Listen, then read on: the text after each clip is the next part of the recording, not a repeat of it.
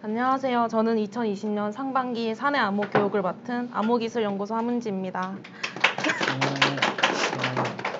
네, 그럼 발표를 시작하겠습니다. 네, 이번 암호 교육은 크게 4파트로 이루어져 있습니다. 그래서 이번 시간에는 암호학 소개와 대칭키 암호를 발표할 예정이고, 목요일에는 공개키 암호와 해시 함수에 대해 소개하겠습니다. 먼저 암호학에 대해 소개를 할 텐데요. 암호학이 무엇인지, 그리고 암복화 과정은 어떻게 이루어지는지, 그 다음에 암호학이 제공하는 정보보호 서비스가 무엇인지, 마지막으로 암호 방식에 따른 분류 방법을 대해 소개하도록 하겠습니다.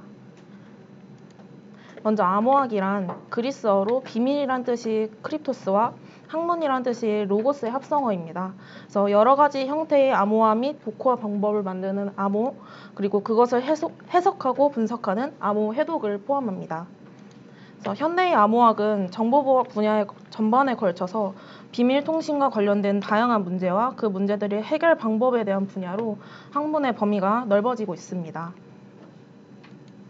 다음으로 암복화 과정에 대해 간단히 소개하겠습니다. 여기 앨리스와 밥, 이브는 암호학에서 통상적으로 사용되는 용어인데요. 앨리스는 송신자, 밥은 수신자, 그리고 이브는 공격자입니다. 여기 EV 캐릭터 혹시 모르시는 분 있나요? 포켓몬스터.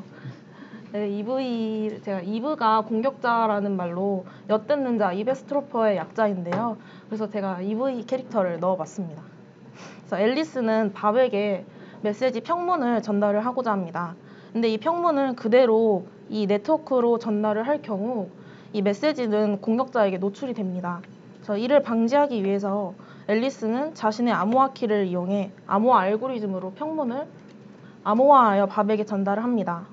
밥은 앨리스가 준 암호문을 자신의 복호화 키를 이용해 복호화 알고리즘으로 복호화를 하여 앨리스와 밥이 같은 평문을 얻을 수 있습니다. 그래서 앨리스가 밥에게 암호문을 전달했기 때문에 이브는 이 암호문으로부터 평문을 유도할 수 없게 됩니다.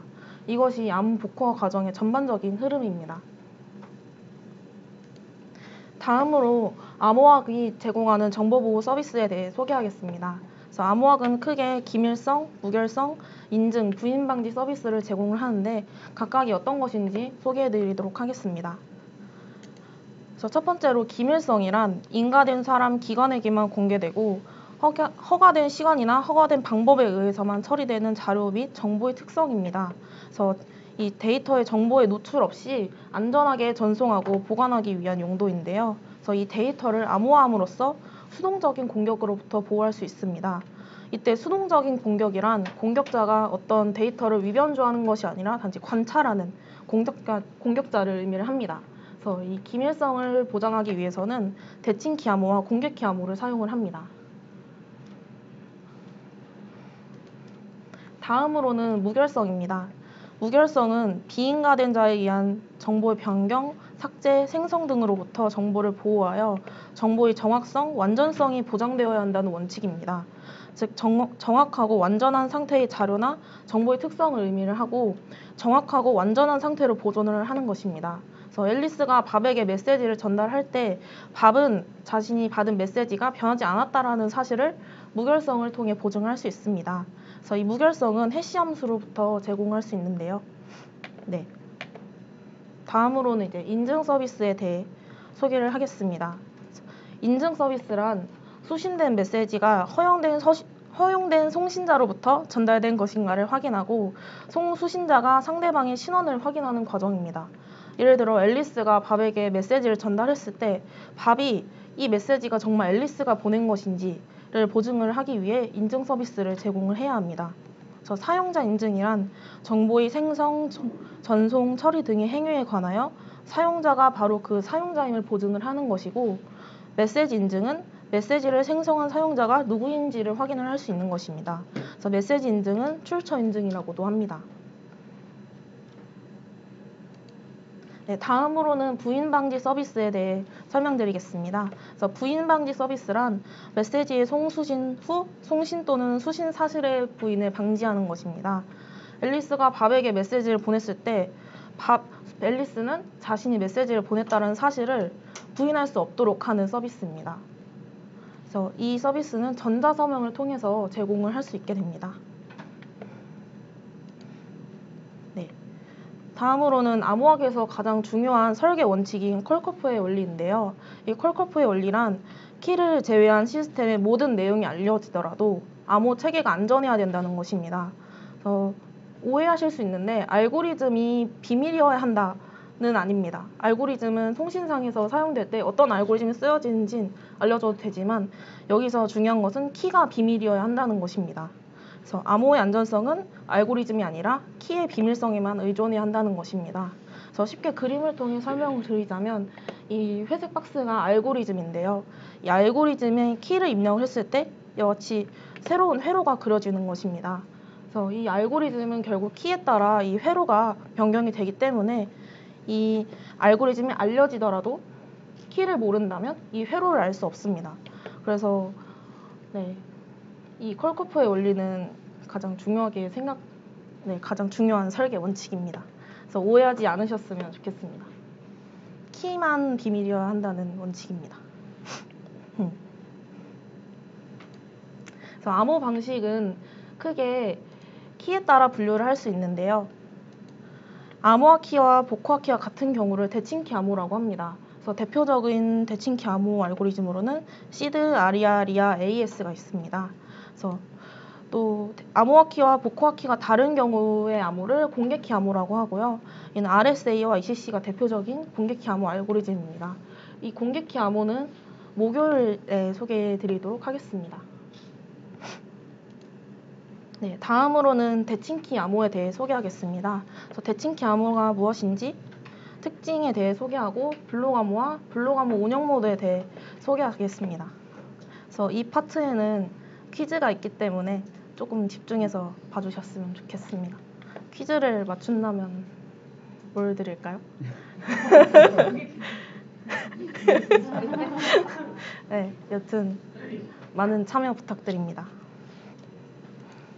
그래서 대칭키 암호는 관용 암호 또는 비밀키 암호라고 합니다.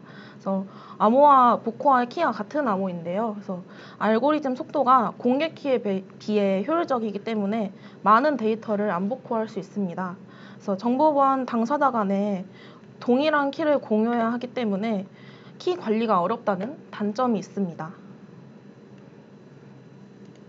다음으로는 대칭키 암호의 통신 과정에 대해 설명드리겠습니다. 그래서 앨리스는 밥에게 자신의 메시지를 대칭키 암호로 통신을 하고자 합니다. 이때 통신 과정에 앞서서 앨리스와 밥은 사전에 같은 키를 공유해야 합니다.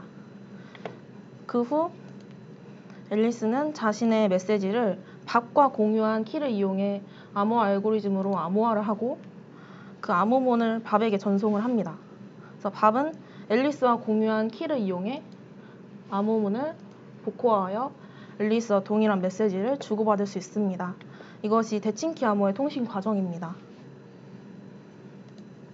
네, 대칭키 암호의 경우 각각의 통신을 하기 위해서는 이와 같이 서로 다른 통신 쌍마다 다른 비밀키를 사용을 해야 합니다. 그래서 지금 여기서 5명이기 때문에 총 10개의 키가 필요하게 됩니다. 따라서 키 공유를 위한 비밀 채널이 필요합니다. 이 키가 결국 중요하기 때문에 이 키는 서로 비밀 채널을 이용해서 공유를 해야 하고 또 사용자가 증가할수록 관리할 키가 증가하기 때문에 키 관리가 어렵다는 단점이 있습니다.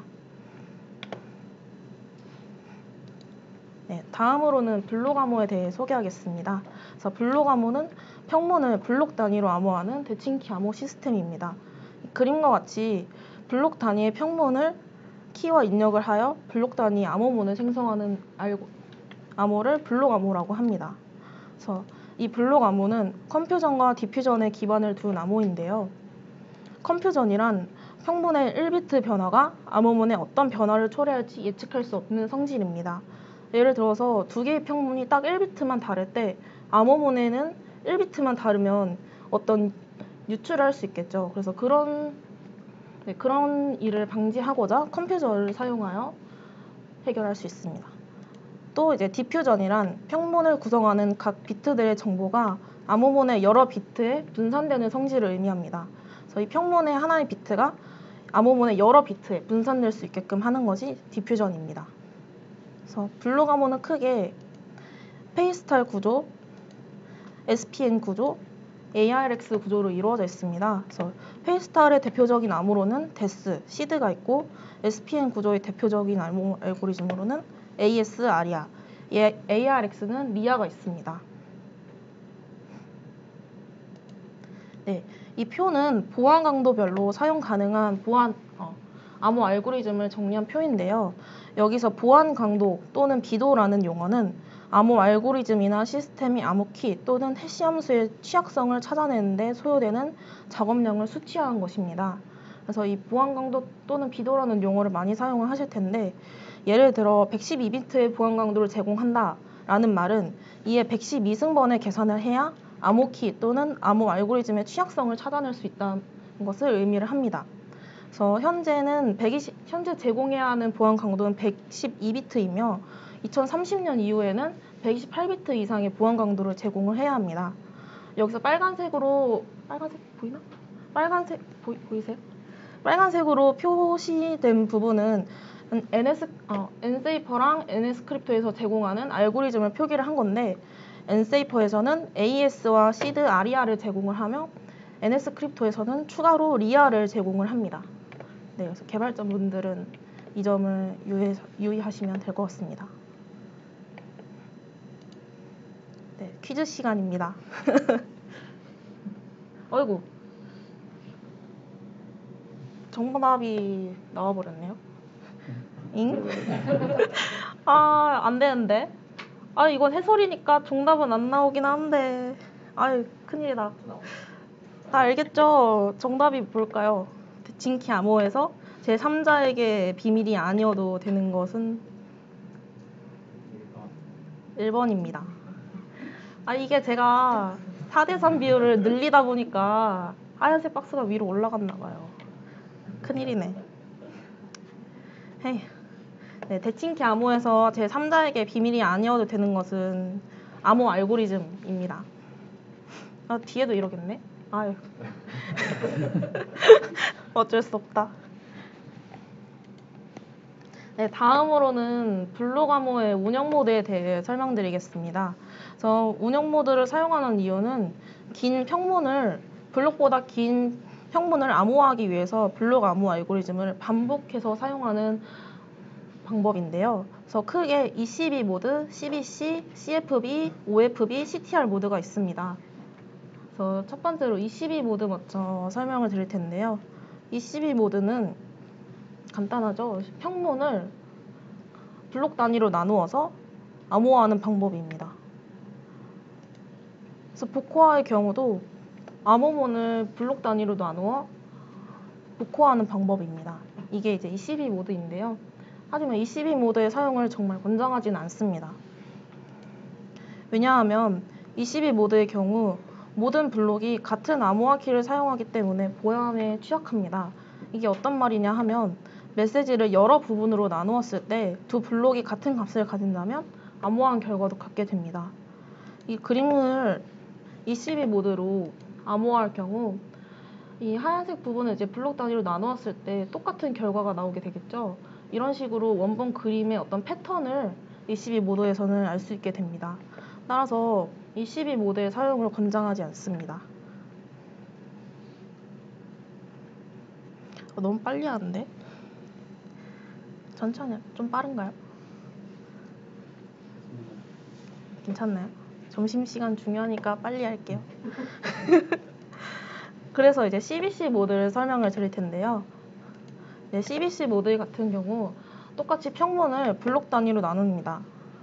그 다음에 변경된 부분이 이 암호 알고리즘의 입력에 평문과 초기화 벡터 IV를 XOR하여 입력을 합니다. 그 결과를 첫 번째 블록의 암호문이라 하고 두 번째 블록부터는 평문과 이전 블록의 암호문을 XOR하여 암호화하는 방식이 CBC 모드입니다. 복호화의 경우 어떻게 하냐면 복호화도 먼저 암호문을 블록 단위로 나눈 다음 먼저 복호화를 한 후에 그 결과에 IV를 XO하여 평문을 계산할 수 있습니다. 그래서 두 번째 블록부터는 먼저 복호화를 한 다음에 이전 블록의 암호문을 XO하여 평문을 얻을 수 있습니다. 이와 같이 동작하는 알고리즘을 이제 CBC 모드 복호화라고 합니다. 그래서 CBC 모드의 경우 각 평문 블록이 암호화되기 이전 블록의 암호화 결과와 XO화되기 때문에 이 CB 모드에서의 취약점을 그림과 같이 보완을 할 수 있습니다. 그래서 이 CB 모드로 암호화했을 때는 어떤 패턴이 보일 수 있지만 이 CB 모드를 이외의 방식으로 암호화할 경우 이와 같이 패턴을 보일 수 없게 됩니다. 그리고 앞서 첫 번째 블록의 경우 이전 블록이 없기 때문에 초기화 벡터 IV를 사용을 하는데요. 이 IV가 비밀일 필요는 없지만 같은 입력에 대해서 IV가 같을 경우에 같은 입력에 대해 출력이 항상 같기 때문에 매 암호화마다 다른 IV를 사용해야 합니다. 그래서 개발자분들이 이 점에 대해서 유의를 하셔야 하는데 IV는 암호화 시마다 다른 IV를 사용을 해야 합니다. 하지만 비밀일 필요는 없습니다.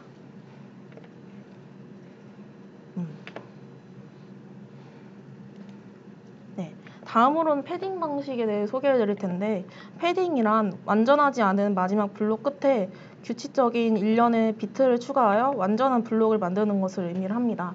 그래서 패딩 방법은 여러 가지가 있지만 엔세이퍼와 NS크립트에서는 PKCS5, 7 방법을 사용을 합니다. 그래서 이 CB 모드와 CBC 모드를 사용할 경우 반드시 패딩을 해줘야 하는데 왜냐하면 이 CB 모드와 CBC 모드에서는 블록 암호 알고리즘의 입력으로 평문을 사용을 하기 때문에 반드시 패딩을 해줘야 합니다. 그래서 PKCS5, 7의 패딩 방법에 대해 소개해드리도록 하겠습니다. 그래서 블록의 바이트 길이가 8인 경우에 이와 같이 이런 메시지를 패딩을 해야겠죠. 이거 또 잘렸어. 아휴. 이 마음의 선은 여기입니다.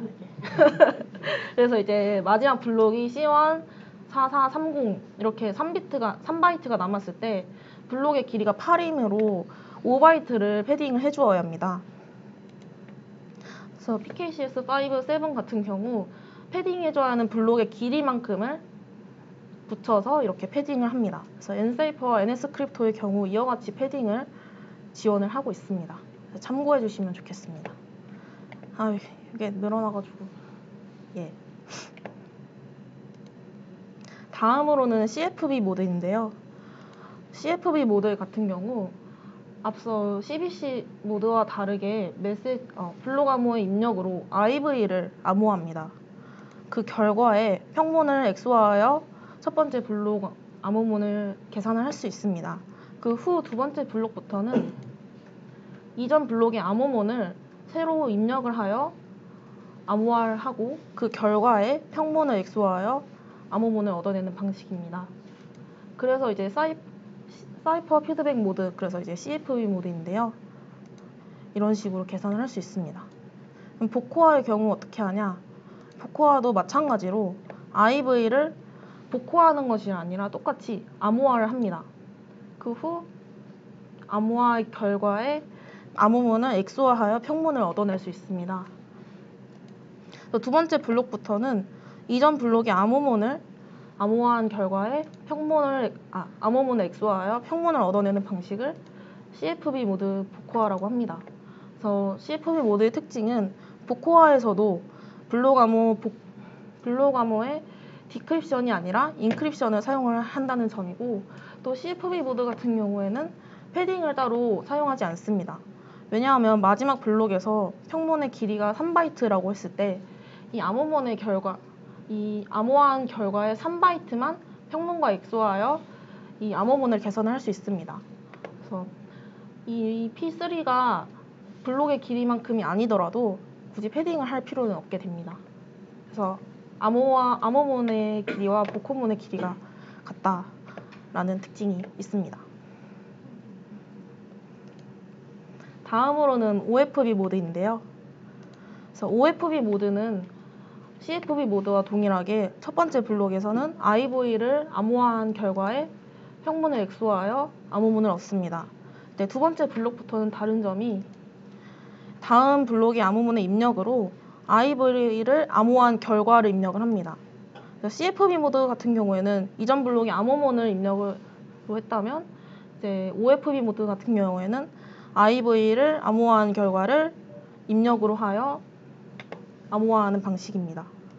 그래서 이제 아웃풋 피드백 모드라고 해서 OFB 모드라고 합니다. 그래서 OFB 모드의 복호화 같은 경우 암호화와 동일하게 IV를 암호화한 결과에 암호문을 XOR하여 평문을 얻어내는 방식입니다.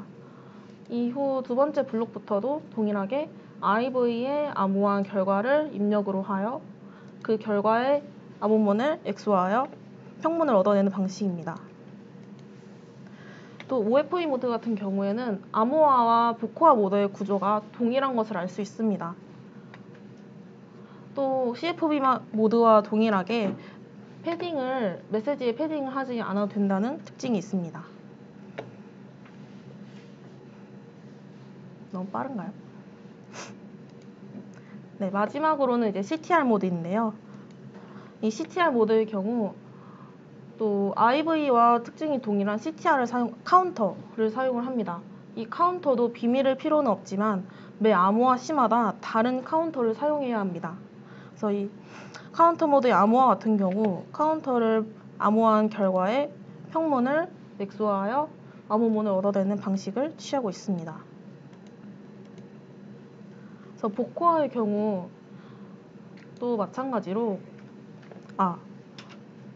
근데 이제 두 번째 블록부터는 이전 블록의 카운터에 플러스 1을 하는 것을 알 수 있죠. 네, 꼭 플러스 1을 해야 합니다. 그래서 카운터 모드의 복호화의 경우 카운터를 암호화한 결과에 암호문을 XOR하여 평문을 얻어내는 방식인데 또 두 번째 블록부터는 이전 블록의 카운터를 플러스 1한 결과에 암호화하고 그 결과에 암호문을 XOR하여 평문을 얻어내는 방식을 취하고 있습니다. 그래서 CTR 모드도 보시면 암호화와 복호화의 구조가 동일한 것을 알 수 있습니다. 또한 평문을 이와 같이 XOR 해주기 때문에 이 CTR 모드도 똑같이 패딩을 필요로 하지 않습니다. 사실 여기까지가 오늘의 발표인데요. 23분밖에 안 지났어요.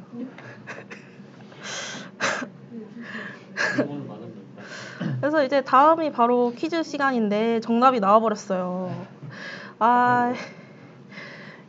미리 확인했어야 됐는데. 그래서 다음 블록 암호 중 초기화 벡터를 필요로 하지 않는 것은 22 모드겠죠. 또 블록 암호의 운영 모드 중에 패딩을 사용해야 하는 것은 ECB 모드와 CBC 모드입니다. 그래서 저는 오늘 준비한 발표는 여기까지인데요.